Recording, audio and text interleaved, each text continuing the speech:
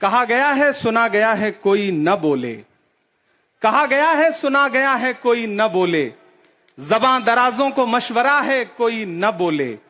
अजीब लुकनत पसंद हाकिम से वास्ता है, अजीब लुकनत पसंद हाकिम से वास्ता है, जो चाहता है जो सोचता है कोई न बोले। हमारी दाईं तरफ इस सदी का सबसे बड़ा फकीर सोया हुआ है। मैं उनकी समाधि से बिल्कुल करीब खड़ा होकर के संकल्प सत्याग्रह में मेरी आंखों के सामने तपती दोपहरी में बड़ी तादाद में मौजूद कांग्रेस पार्टी के सिपाहियों को सलाम करता हूं। नवरात्रि चल रही है, रमजान चल रहा है, मैं रोजे की हालत में हूं। आप तमाम साथी ऐसे होंगे जिन्होंने नवरात्रि के व्रत रखे होंगे और इस पवित्र सप्ताह के बीच में हम खड़े हैं एक हाकिम की सनक के से उपजे हुए एक फैसले के खिलाफ।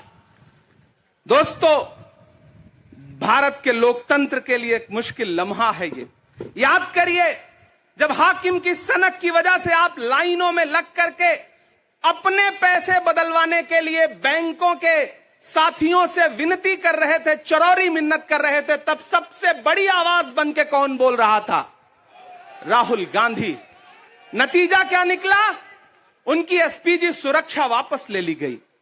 याद करिए, जब गब्बर सिंह टैक्स लगा करके छोटे व्यापारियों को बर्बाद करने का सपना पाला था इस सरकार ने, तो सबसे मजबूत आवाज बन के कौन बोल रहा था? राहुल गांधी।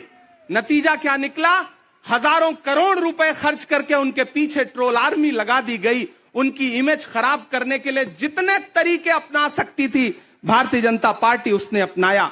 याद करिए कि जब राफेल के मुद्दे पर, राफेल में हुई लूट के खिलाफ एक अकेला शख्स पूरे देश में खड़ा होकर के चौकीदार से पूछ रहा था कि आपकी चौकीदारी का सवाल है, बताइए सच्चाई क्या है, तब उनके पीछे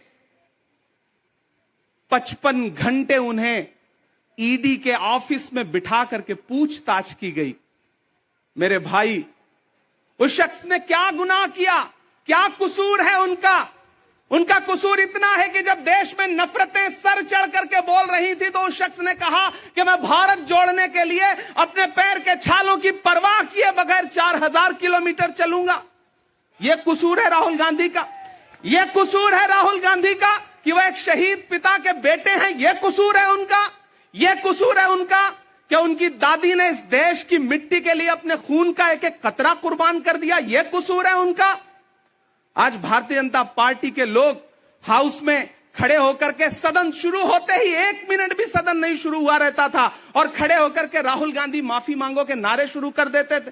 किस बात की माफी? क्योंकि वो भारत जोड़ रहे हैं, वो लोकतंत्र को बचाने की बात कर रहे हैं। अरे भाजपाइयों, माफी तो आपको मांगनी चाहिए। 15 लाख के झूठे जुमले के लिए माफी मांगो, बढ़ती हुई महंगाई के लिए माफी मांगो, अच्छे दिन के झूठे वादों के लिए माफी मांगो, लोकतंत्र को कुचलने के लिए माफी मांगो, महंगाई के खिलाफ माफी मांगो, 400 का सिलेंडर 1100 रुपए करने के लिए माफी मांगो, 58 रुपए का पेट्रोल 100 रुपए का करने के लिए माफी मांगो, हिंदू को मुसलमान से लड़ाने के लिए माफी मांगो, सिख को ईसाई से लड़ाने के लिए माफी मांगो। माफी तो तुम मांगो,